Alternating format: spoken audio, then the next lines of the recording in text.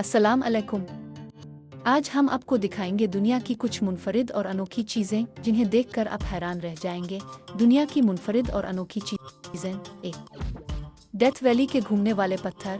क्या आप जानते हैं कि डेथ वैली के कुछ पत्थर खुद ही चलते हैं? साइंस के मुताबिक ये हरकत पत्थरों के नीचे बर्फ की पुतली शीट और तेज हवा की वजह से होती है।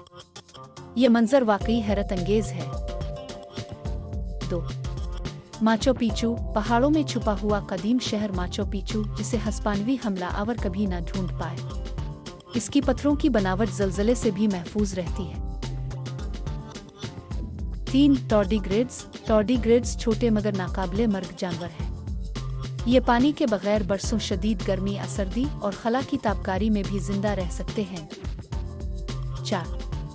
Blew hall. बिल्यू हॉल समंदर के बीच में एक पुरअसरार गहरा सुराख।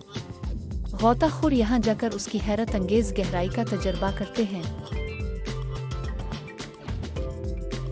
5.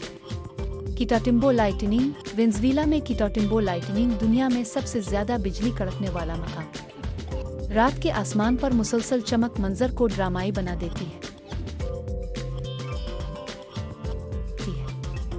अगर आपको ये वीडियो पसंद आई हो तो लाइक करें, शेयर करें और हमारे चैनल को सब्सक्राइब करना ना भूलें। देखते रहिए मज़ीद हैरत अंगेज मनाजिर और मुनफरिद चीज़ें।